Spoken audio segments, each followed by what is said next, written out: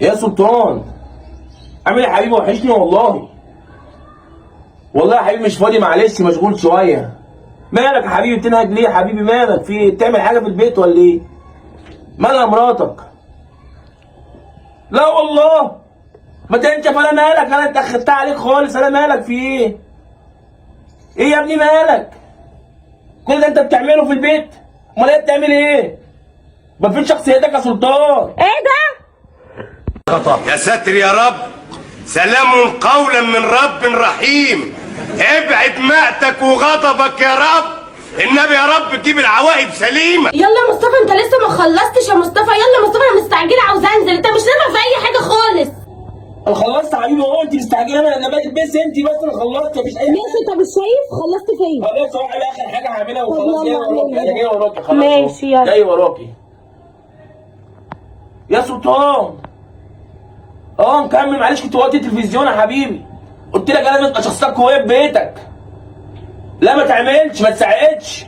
اتجوزت ليه؟ عشان تتعب. ماشي يا سلطان، هبقى اكلمك انا. سلطان ماشي.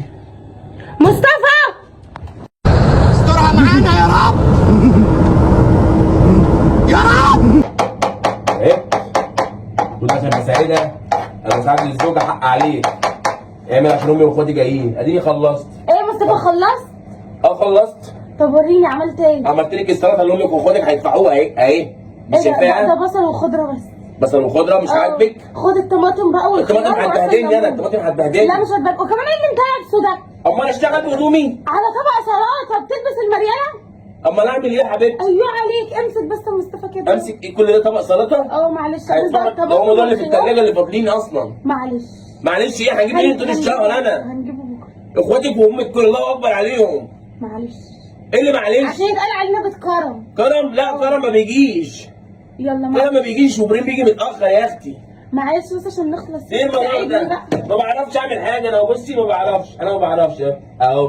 هتعور اهو اهو. ايه رايك؟ ايه رايك؟ ايه رايك؟ هتعور اهو.